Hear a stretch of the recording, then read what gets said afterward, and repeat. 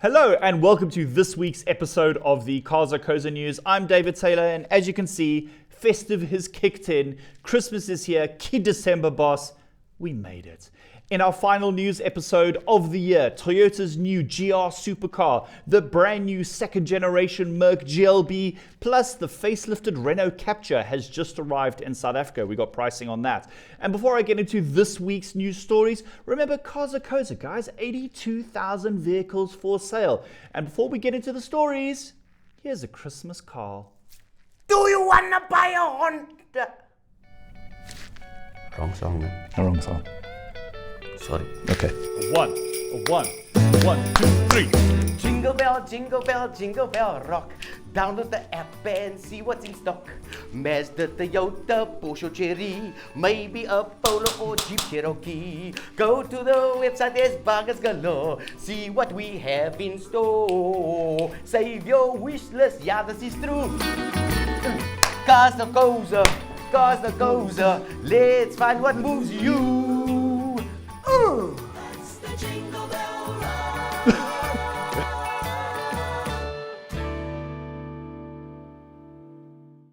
Right, time for some news. That was far too much fun. Let's get serious. Right, on your screen right now, that is Toyota's GR GT, a brand new supercar. It's been a long time coming.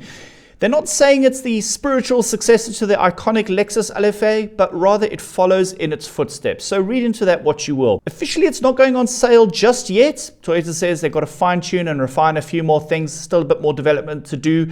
It's going to be on sale in 2027. So this is very, very interesting. What else I thought interesting was the fact that it didn't have a Toyota badge anywhere. Instead, Toyota has said, guys, this is a GR vehicle, so I think in the near future, we're going to have GR as a standalone brand, and that means fun, fast, really cool Toyotas. Okay, blah, blah, blah. You don't care about the marketing, branding, positioning. You want to know what this engine is. And Toyota says it is a brand new V8 4-liter twin-turbo petrol with an electric assist. I think all the heavy lifting is going to be done by the petrol engine, with the electric assist helping with like launch starts and quick overtakes and so on. This is really, really cool. It's a brand new platform as well, rear-wheel drive, and if I look at the technical data, 478 kilowatts, 850 newton meters, and they're targeting a top speed of over 320 kilometers an hour. This thing is going to be a road-legal race car. Some other really cool technical details. Well, Toyota 45-55 weight distribution, that's really good.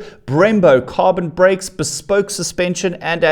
But for me, the coolest one, Toyota's promising a distinctive racing sound. And right now, I think the best part of all of this, never mind the looks, the performance and so on, the best news is it's coming to South Africa. Toyota South Africa says this car will be coming to our market, so I think we have time to save 2027. Set your calendars. On to the next story, and this is the second generation Mercedes-Benz GLB. You know, that's the smaller of the Merc SUVs, GLA, GLB. Still a 5-seater and a 7-seater option, but the biggest change for me is the platform shift. So this is on the same platform as the CLA. The platform now supports petrol and hybrid and electric architecture. But for me, the biggest improvement, other than the really cool styling that is, it's the increase in wheelbase. Because as much as the GLB was marketed as a 7-seater, it was still quite a small car. So the wheelbase extension of 60 millimeters, that's going to come in quite handy. Like I said, guys, the powertrain supports a variety of engine options. Interestingly, Europe is getting the electric version first, and there will be mild hybrids to follow at a later point. Merc South Africa has yet to pass official comments on this. I'm going to say this one is under consideration. I will not be surprised to see this land locally before the end of 2026. Finally, I know we're charging towards the holidays, but Renault's decided to use this opportunity to launch its facelifted Captur. You know, that's the sharp, stylish crossover that's based on the Clio. This updated Captur, I mean, the biggest change obviously is the styling. The thing looks even better now. I've always said this thing looks really, really good. The derivative lineup has shifted from a 2-model to a 3-model lineup, and at the top is a flagship Alpine model. And if that Alpine name sounds familiar, yes, that is indeed based on the F1 team. But it's not an F1 car, it just kind of has some branding.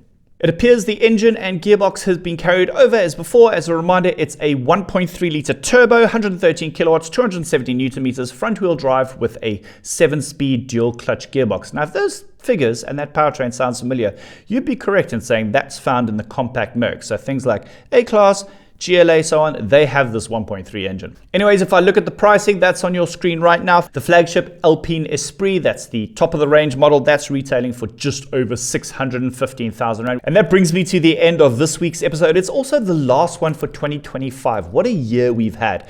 I'd like to thank you all for watching and commenting. I've enjoyed reading them. We've had good debates about the cost of cars and so much more. On behalf of the Cars.co.za content team, I'd like to wish you a safe and happy Christmas, festive holidays, whatever you call it. I just want you to be safe, have a good time with your families, friends, and loved ones. I will see you in the new year. Enjoy the break.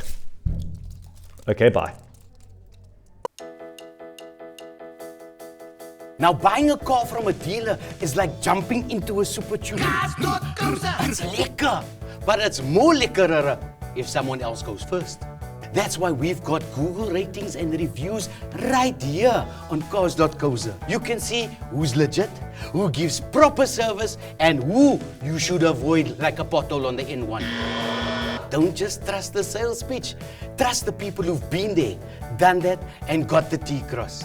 I'm Cars.co.za. Let's find what moves you at Cars.co.za.